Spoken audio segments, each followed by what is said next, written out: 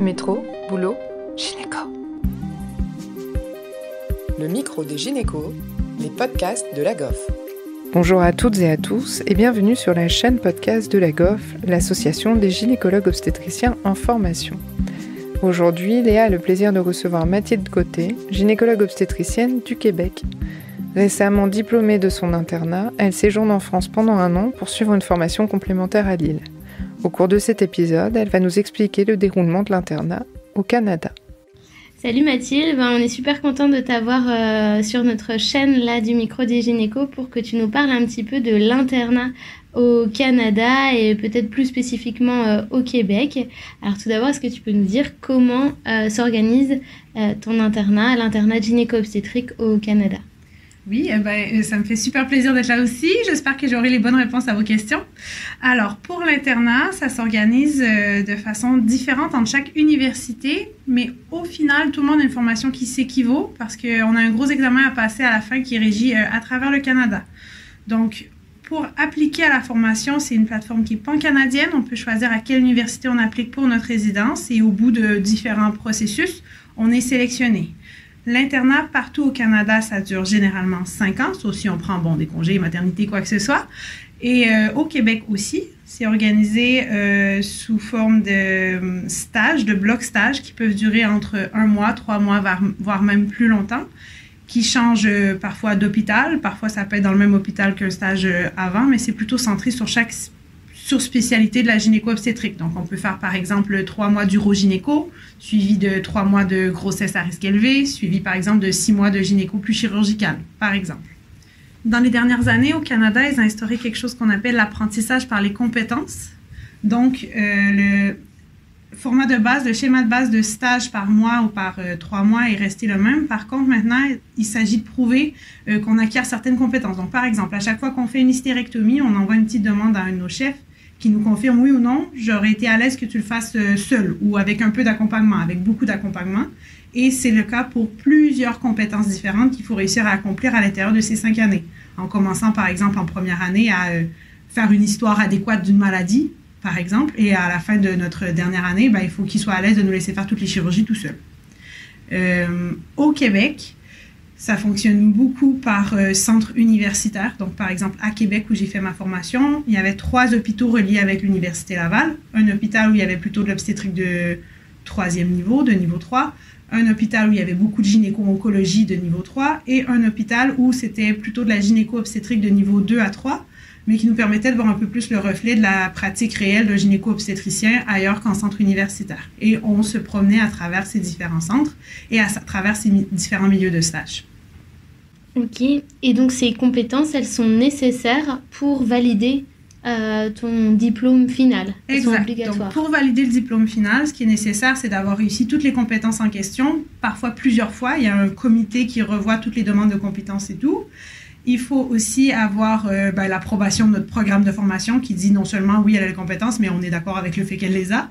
Et un examen national qui se fait à la fin de notre 5e année de formation. Maintenant, c'est rendu à l'automne de la 5e année de formation, qui est un examen de théorie sur 2 jours et un examen oral à la suite de mise en situation où on se fait évaluer par un panel devant nous qui nous pose des questions. Par exemple, vous voyez une femme diabétique enceinte, quelle est votre prise en charge, etc. Et donc, au cours de ces 5 années, par contre, il n'y a pas d'examen théorique. C'est que de la pratique. En fait, chaque programme est libre de décider s'ils veulent qu'il y ait des examens ou non. Alors, nous, notre programme à Québec, on avait un examen par année qui était calqué sur le type de l'examen de fin de formation pour nous pratiquer justement à répondre aux questions, un peu le format des questions qu'on pourrait avoir et tout. Et notre programme exigeait qu'on s'améliore d'année en année sans nécessairement le réussir, évidemment, parce qu'en première année, on n'est pas censé avoir toutes les connaissances de l'internat. Mais il n'y a pas d'exigence d'examen formel entre toutes les universités. Chaque programme a un peu le loisir de déterminer ce qui fait en sorte que tu poursuis ta formation ou non.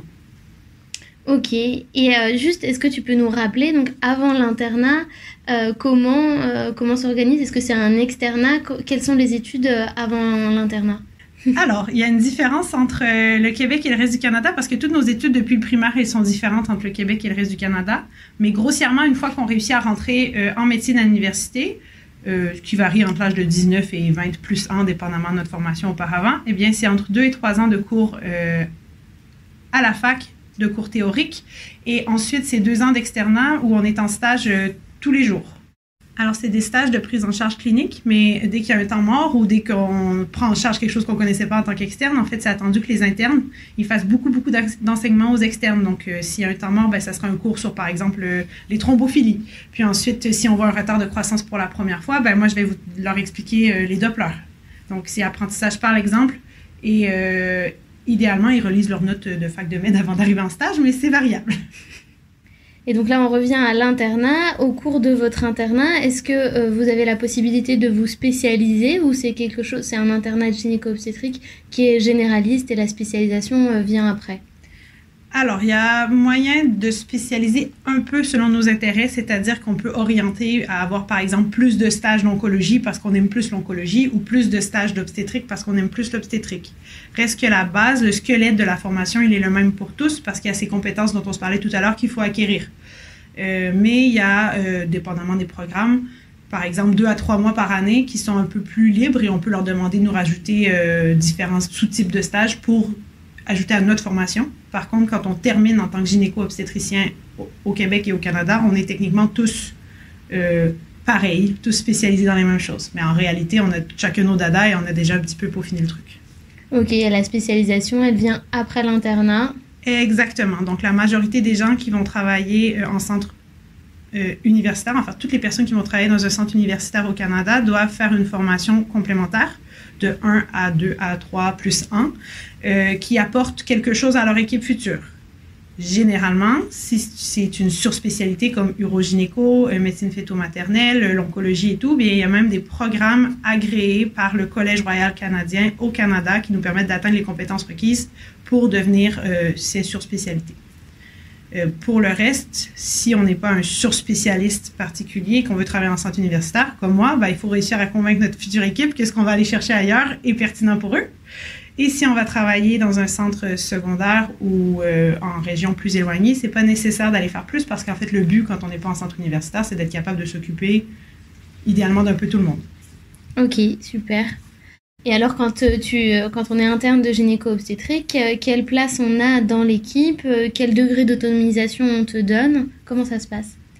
Je dirais que ça varie beaucoup entre les équipes, entre les stages, mais grossièrement, ce qui se passe, c'est que quand on est, on appelle résident junior, donc dans les premières années d'internat, première, deuxième, voire même troisième, il n'y a pas trop d'attente en termes de gestion autonome du truc. On s'attend à ce que tu sois capable, de reconnaître tes limites, de reconnaître les trucs plus urgents et tout, mais il faut toujours en parler avec un chef.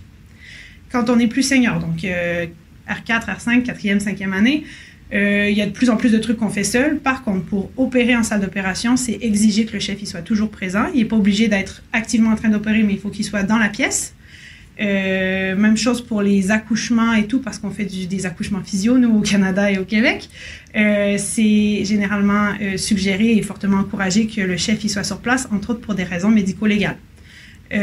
Par contre, généralement, on est toujours premier opérateur quand ça s'applique. Évidemment, en première année, première journée de stage, ils ne vont pas te faire de l'endométriose de stade 4. Mais plus on est senior, plus c'est nous qui sommes premiers opérateurs avec le chef qui assiste.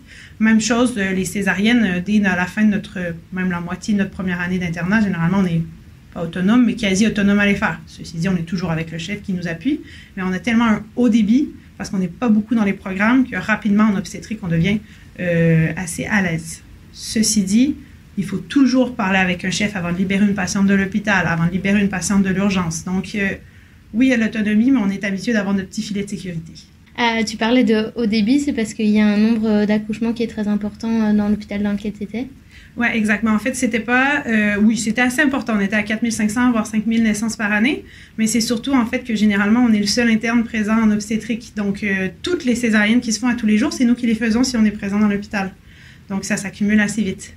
Du coup, ce qui veut dire qu'il n'y a pas forcément un interne dans chaque stage?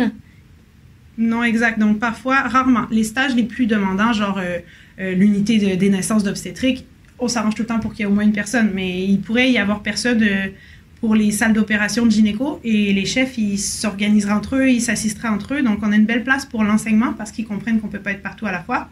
Par contre, quand on est présent, c'est sûr que c'est du débit, on court partout et on apprend assez vite et sur le tas, entre gros guillemets. Donc, à titre d'exemple, moi, quand j'ai terminé, on était, je crois, 15 ou 16 résidents en tout dans le programme de la Ville de Québec. On était sur 3 hôpitaux différents dans tous les services. Donc, évidemment, on était 1 à 2 maximum dans les gros services. Il y avait beaucoup de services qui n'avaient personne. Par exemple, en urogynécologie, il n'y avait pas toujours quelqu'un. Mais c'est différent entre chaque université et c'est différent d'année en année parce qu'en ce moment, ils acceptent un petit peu plus de personnes que quand moi, j'étais là dans le programme à Québec. Donc, ça s'améliore. C'est un nombre fixe d'internes qui est accepté? Alors, c'est le gouvernement qui décide combien d'internes seront acceptés dans quelle université, à quelle année. Mais généralement, ils prennent... mon année, ils en ont pris que 2 à Québec. Mais généralement, ils en prennent 4 à 5 par année par centre universitaire. Et on a 4 centres universitaires au Québec, incluant McGill qui est anglophone.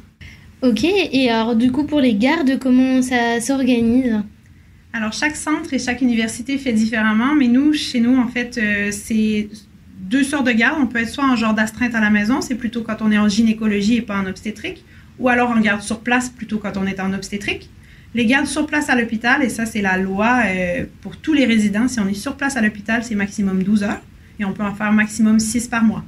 Si on est en astreinte à la maison, c'est des gardes de 24 heures, souvent c'est qu'on l'enfile après notre journée, et c'est maximum 9 par mois.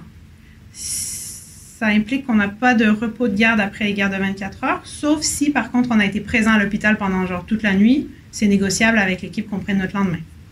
Pour les gardes de 12 heures, et on a notre repos, si c'est une nuit, la journée d'avant et la journée d'après. Donc, si je fais la nuit du vendredi, je ne rentre pas au travail le vendredi dans le jour et je serai off le samedi, évidemment. Voilà. Ok. Et la rémunération, un ordre d'idée? Alors, la rémunération, elle fonctionne avec l'année de résidence dans laquelle on est. C'est une échelle salariale que vous pouvez trouver sur Internet, mais c'est pas trop mal. Il ne faut pas calculer le salaire horaire, mais en termes de salaire, ça va. Les gardes, elles ne sont pas payées plus, par contre, peu importe combien on en fait. C'est inclus dans le salaire de base. L'idée étant que, en fait, on ne sera pas payé plus qu'on fasse plus de gardes, mais on ne voulait pas que les gens qui en fassent moins soient payés moins. Donc, plus concrètement, on parle d'environ 50 000 $ canadiens par année au début. Ça augmente, je dirais, d'environ 5 000 à 7 000 par année à la suite brut. Ok. Et donc, après l'internat, quelles sont les différentes possibilités d'exercice que vous avez avec votre diplôme de gynéco-obstétrique? Alors, on est gynéco-obstétricien si tout s'est bien passé durant l'examen. Donc, on peut pratiquer partout, techniquement, au Canada, même si notre diplôme, il est, par exemple, québécois. Ça nous permet d'être gynéco-obstétricien en hôpital ou en cabinet. Au Canada, il y a l'accès universel aux soins de santé aussi. Donc, oui, il y a le privé, mais j'en parlerai pas. Et donc, généralement, on est affilié à un hôpital pour pouvoir y faire des accouchements, y faire des chirurgies. Et on peut avoir soit notre bureau de suivi dans une clinique à part ou au sein de l'hôpital. Ça dépend des hôpitaux, ça dépend des villes. On fait généralement du suivi soit de première ligne d'obstétrique. Donc, une femme enceinte qui aurait besoin de quelqu'un qui suit sa grossesse pourrait demander à un obstétricien. Ou généralement plutôt des avis. Donc, justement, elle était suivie par son médecin généraliste. Il y a beaucoup de femmes suivies par les médecins généralistes au Québec. Il y a un retard de croissance où finalement, il se rend compte qu'elle a un problème de santé ou un diabète ou quoi que ce soit qui apparaît dans sa grossesse. Eh bien, ils vont nous demander en consultation et nous, on va prendre en charge le suivi ou alors offrir un plan de suivi que MedG peut suivre. Pour la gynéco, généralement, on est de la 2e ligne. Donc, les frottis et tout, c'est fait par les médecins généralistes idéalement. Et nous, on ne voit que, par exemple, s'il y a un souci, on les voit en colposcopie pour la suite. Même chose, s'ils ont, par exemple, des ménorrhagies, on aime bien que le MedG ait essayé la pilule ou quelque chose avant. Et s'il y a un échec ou si d'emblée, il se rend compte qu'il n'y a pas les connaissances requises, là, il nous adresse une demande de consultation et on reçoit la patiente. Donc, les patientes, elles ne peuvent pas simplement arriver chez le gynécologue, sauf quand elles sont enceintes. Après, il y a une proportion de finissants qui décident de travailler en centre universitaire et qui va donc faire des surspécialités comme on s'est parlé tout à l'heure. Mais reste qu'on travaille en équipe et ils font aussi de la garde ou parfois même de la 2e ligne, même en tant que surspécialiste, pour aider l'équipe et avoir des patientes aussi, comme il n'y a pas beaucoup de gynéco-obstétriciens au Québec. Et gynécologue médical, est-ce que c'est un diplôme qui existe? Alors, la gynéco-médicale, pour nous, ça fait partie de la gynécologie. Par contre, il y a certains axes, si j'ai bien compris, des gynécomédes ici qui sont repris par les MedG. Mais après, nous, en fait, c'est une des surspécialités de faire de l'endocrinologie de la reproduction. Donc, nous, ce sont des fertologues, on appelle, et ils font donc leurs 2 années de formation de plus pour être certifiés pour pouvoir faire de l'in vitro et tout. Mais le gynécomède, sinon, ça fait partie de notre formation. On en voit, j'ai vu des patientes ménopause, j'ai vu des pubertés précoces, j'ai vu tout ça, moi, dans ma formation usuelle. Ok, super intéressant en tout cas Mathilde. Comme tu es actuellement en France en stage, est-ce que tu pourrais aborder avec nous un petit peu les différences que tu as pu constater entre l'internat de gynéco-obst et les pratiques aussi, surtout entre le Québec et la France? Ouais, en fait, ce qui est drôle, c'est que c'est moins différent que ce que j'aurais cru, à part les noms de médicaments. J'arrête pas de prescrire des trucs que personne ne comprend. Mais sinon, je crois qu'il y a peut-être une plus grande place à l'autonomie au niveau des gestes en France. Donc, moi, je regardais des internes plus jeunes, par exemple, que moi, ce que j'étais quand je faisais un geste. Je trouvais qu'il avait l'air plus à l'aise ou à tout le moins plus en contrôle de son geste, peut-être. Par contre, je trouve que de notre côté, au Québec, on avait peut-être un peu plus d'enseignement purement théorique durant notre internat. Sinon, grosse différence, c'est en obstétrique. Nous, comme on fait de la grossesse physio aussi, on s'occupe des accouchements physio. Il y a des médecins qui font des accouchements et qui font des suivis de travail physio, pas la majorité. Et sinon, en centre universitaire, c'est les gynéco-obstétriciens qui font la première ligne. Et donc, ils reçoivent les patientes, évaluent leur grossesse et tout. Et on les voit à chaque heure et demie durant le travail. On s'assure que ça dilate, que le cœur reste beau et tout. Il n'y a pas de sage-femme sous le même titre qu'ici. Il y a des sages-femmes au Québec, mais c'est complètement différent. Ils font des suivis hors hospitalier de grossesse strictement non pathologiques. Ils accouchent en maison de naissance ou à la maison, c'est différent. Nous, ce qu'on a, c'est des infirmières, si ça fait longtemps qu'elles sont là, vachement spécialisées, mais qui n'ont pas non plus les mêmes droits de pratique. Donc, techniquement, elles ne peuvent pas prescrire le Synto, elles ne peuvent pas prescrire d'un médicament. Donc, on est très impliqués, même dans les accouchements physio. Pour ce qui est des instruments, c'est pareil, sauf les spatules. J'en ai jamais vu ici encore, j'ai bien hâte d'avoir. Mais nous, on a avant tous des forceps aussi. On fait les césariennes, les techniques chirurgicales, pour moi, celles que j'ai vues, ça se ressemble. J'ai pas vu beaucoup de gynéco-chir encore depuis que je suis ici, par contre. L'autre différence que j'ai pu dénoter, c'est au point de vue de l'échographie obstétricale. Dans les centres où il y a beaucoup de débit, donc les centres universitaires au Québec, il y a des technologues en échographie qui sont formés pour faire de l'échographie en tout genre, et plus spécifiquement en obstétrique, qui vont faire les échos d'abord pour les patientes, et l'obstétricien va revoir les images et refaire certaines images clés. Par exemple, si c'est une anatomie du 2e trimestre, il va repasser sur le bébé vite, il n'y aura pas besoin de prendre le temps de faire la photo parfaite. Et aussi, généralement, il refait un petit bout d'anatomie du cœur, du cerveau, comme c'est ce qui est le plus complexe, par exemple. Mais il y a des technologues qui sont même certifiés autonomes pour faire des premiers trimestres et faire des croissances. Donc, techniquement, on revoit les images par acquis de conscience, mais elles peuvent laisser partir les patientes en ayant toute confiance en leurs images. Après, en région, quand il y a moins de débit, moins de patientes enceintes, la majorité des gynéco-obstétriciens, ils font leurs propres échos. Par contre, ils vont avoir leur journée, par exemple, le jeudi, ils font 20 échos et bonne journée. Ok, c'est super intéressant en tout cas de voir ces différences et ces ressemblances aussi également. Ouais. Merci beaucoup Mathilde en tout cas de nous apporter toutes ces informations sur l'internat de gynéco-obstétrique au Canada et plus spécifiquement au Québec. Je te souhaite un bon stage en tout cas en France. Merci de m'avoir reçu. C'est toujours intéressant je trouve de voir les différences mais surtout les ressemblances entre nos deux pays. Donc si quelqu'un veut venir faire un tour chez nous, on n'est pas trop méchants. Merci à tous de nous avoir écoutés aujourd'hui. Rendez-vous la semaine prochaine pour un nouvel épisode. Vous retrouverez toutes les ressources et références de ce podcast dans la description et surtout, n'hésitez pas à vous abonner à la chaîne, à lui accorder 5 étoiles, voire même à en parler autour de vous. Métro, boulot, gynéco.